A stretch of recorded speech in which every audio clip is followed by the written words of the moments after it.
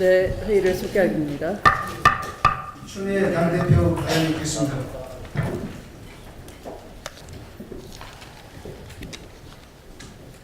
네, 자고 나면 연일 이상한 뉴스가 터지고 있습니다. 또 어제는 박근혜 대통령께서 공직을 자신의 주머니 속 공깃돌 취급을 하고 공직자 목숨을 파리 목숨처럼 취급한 사실이 드러났습니다. 이 사람 아직도 있어요? 그 말 한마디에 이 나라의 2급 공무원, 행정고시를 우수한 성적으로 합격했고 쭉 공직에 성실하게 전념을 해온 사람, 동기 중에도 업무 평가에 있어서 선두에 있었다는 사람이 국가공무원법에 의해서 형의 선고나 징계 처분 등에 의하지 않고는 본인의 의사에 반해서 휴직이나 강임이나 면직될 수 없다는 보호를 받고 있는 사람이 강제 퇴직을 당하는 일이 일어난 것입니다. 그 사유는 대통령이 총애하는 따님의 일을 제대로 보필하지 못했다. 대통령 심기를 건드려도 이만저만 건드린 게 아닌데 이 사람 아직도 있어요? 라는 대통령의 한마디로 그 사람은 파리 목숨이 되어버렸습니다. 정말 지나쳐도 너무 지나칩니다. 혼용무도가 계속되고 있습니다. 국정감사가 종반을 지나 17일째입니다. 새누리당의 국감 파업이 20여 명의 무더기 증인 채택 거부로 이어지고 있습니다. 국감 파행입니다. 심지어 도를 넘은 색깔론 국감도 17일째 이어지고 있습니다. 새누리당 원내대표는 백남기 투쟁본에 이적단체에 있다. 이런 말이 있을 수가 있겠습니까?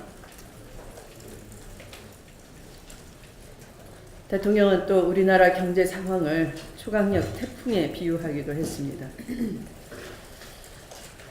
그러면서도 새누리당이 계속 이런 태도로 민심에 항명하는 국감에 임한다면 국민적 분노 또한 초강력 태풍으로 몰아칠 것입니다. 지금은 경제 살리고 기업 살리고 민생 살리는 민생국감, 안전국감이 되어야 할 것입니다. 편법 특혜, 권력농단과 같은 의혹을 밝히고 썩은 것을 도려내는 게이트 국감이 되어야 할 것입니다. 새누리당이 먼저 청와대 출장소의 역할을 끊고 국감을 정상화시켜 주십시오. 책임지는 여당을 한 번이라도 보여주십시오.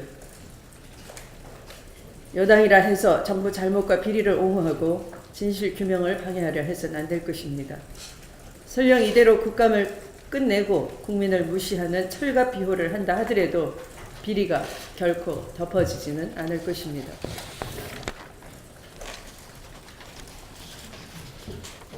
한국 경제 수장의 한국 경제에 대한 인식이 지극히 우려스럽습니다. 유일호 기재부 장관이 대외 경제장관 회의에서 보인 한국 경제에 대한 인식 한가하기 짝이 없습니다. 유일호 장관은 부동산 가격이 뛰는 것은 강남 재건축 아파트 등 일부 지역이며 지방은 오히려 너무 안정적이라 이렇게 얘기합니다. 한국은행에 따르면 9월 전국 주택 매매 가격은 상승세를 지속하고 있고 수도권도 상승하고 5개 광역시 역시 3개월 연속 상승했다 이렇게 발표했습니다. 전국 70% 인구가 살고 있는 지역의 주택 매매 가격이 상승했습니다. 집 없는 서민들이 이사를 전전하며 학교와 직장을 등지고 외곽으로 가고 지방으로 난민처럼 이삿짐을 싸고 불안한 이주를 하고 있는 이런 상황입니다. 이런 상황을 놓고 기재부 장관이 한가한 말을 하고 있을 때가 아닌 것입니다. 또 가계부채도 유 장관은 늘어나는 속도가 다소 줄었다 이렇게 말했습니다. 한국은행 자료에 따르면 8월 중 은행 가계 대출은 8조 7천억 원이 증가해서 8월 기준으로 현 통계 기준 이후 최대치라고 발표했습니다. 주택담보대출도 꾸준한 주택거래 등으로 증가폭이 확대되고 있다 합니다. 늘어나는 속도가 줄고 있다라는 말이 단순한 증가율을 말하는 것이라면 가파르게 증가하는 가계부채 위기 경고음이 아니라 한가하게 나열된 수치만 보고 있다 이런 말이 되는 겁니다.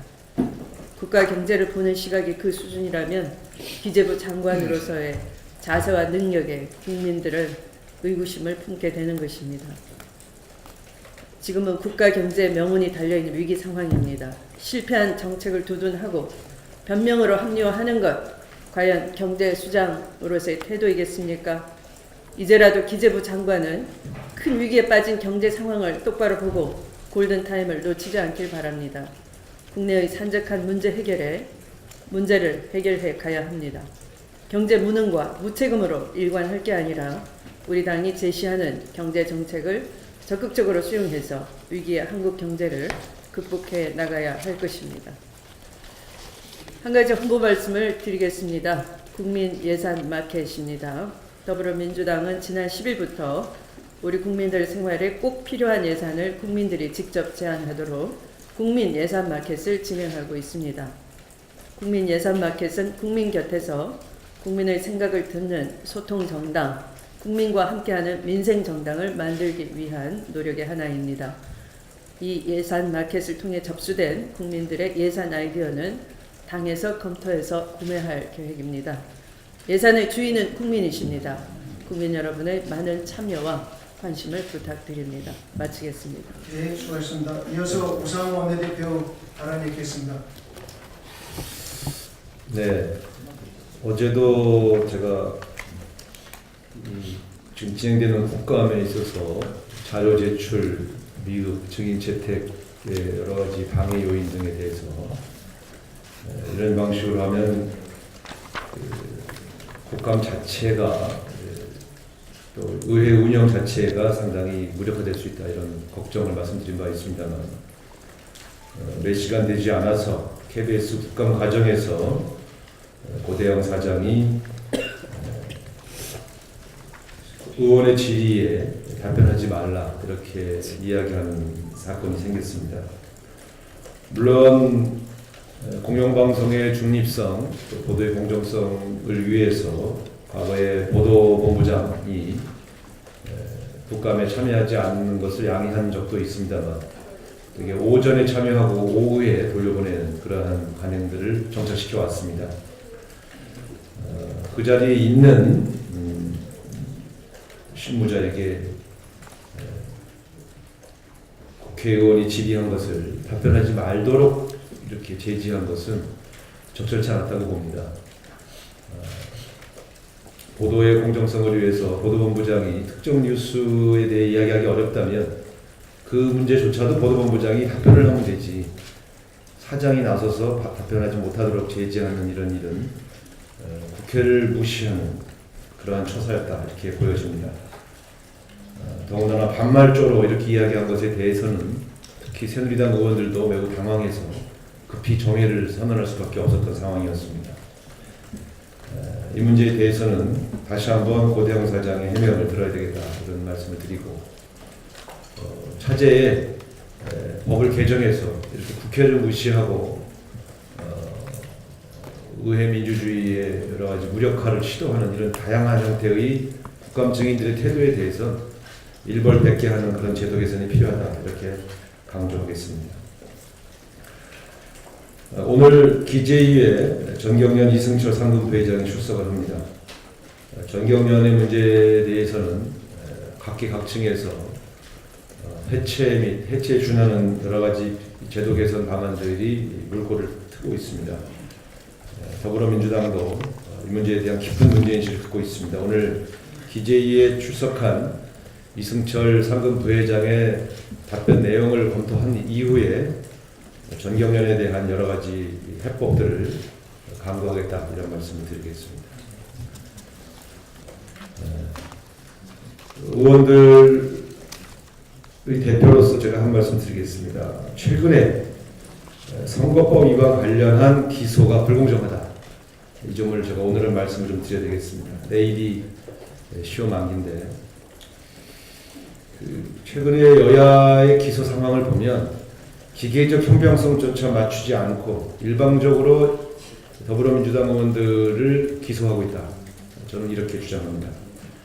숫자로 보면 새누리당 의원들도 7, 8명 정도가 기소가 돼서 균형을 맞춘 것처럼 보이지만 새누리당 의원들의 대부분은 정치자금법이나 선거법이 아닌 다른 사건들에 관련된 사람이 다수입니다. 엄밀하게 말하면 선거법 위반 혐의로 기소된 숫자는 철저하게 더불어민주당에 기울어져 있습니다.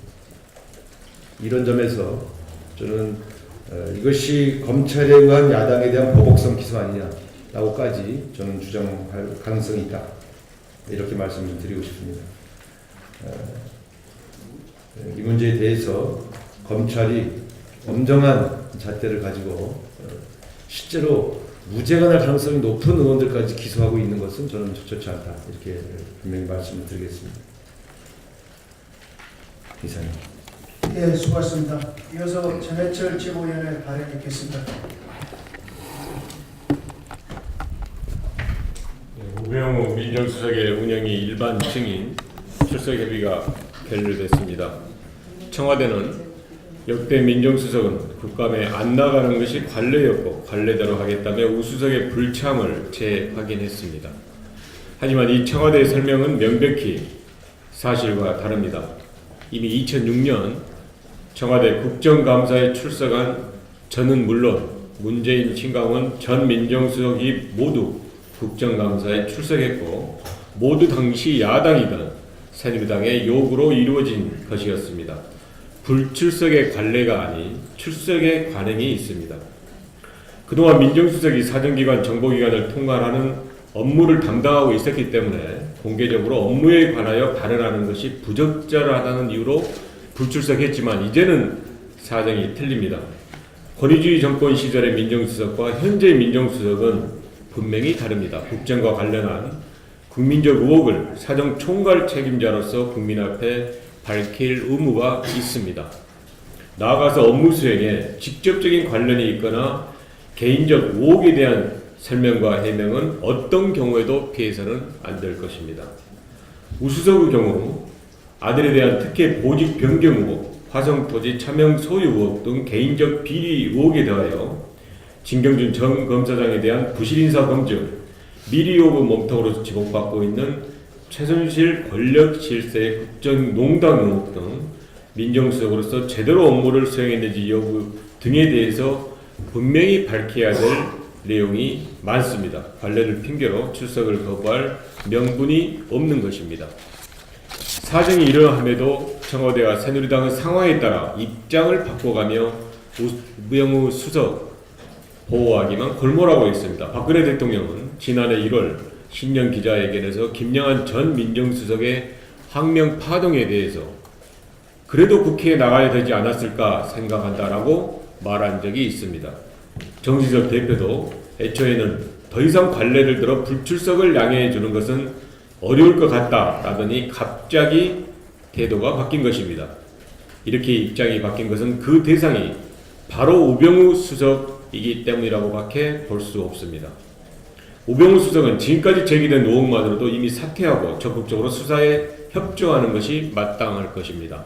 하지만 수사에 직접적으로 영향을 줄 수 있는 자리에 있으면서도 사퇴를 거부하고 있기에 야당은 국회의 정당한 권한으로 증인으로 출석해 해명할 것을 요구하고 있는 것입니다.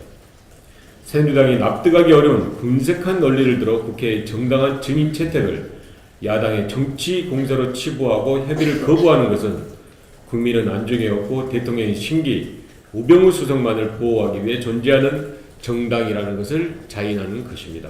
청와대는 우병우를 지키고 새누리당은 청와대를 지키는 비리 방탄극을 멈출 것을 강력히 촉구합니다.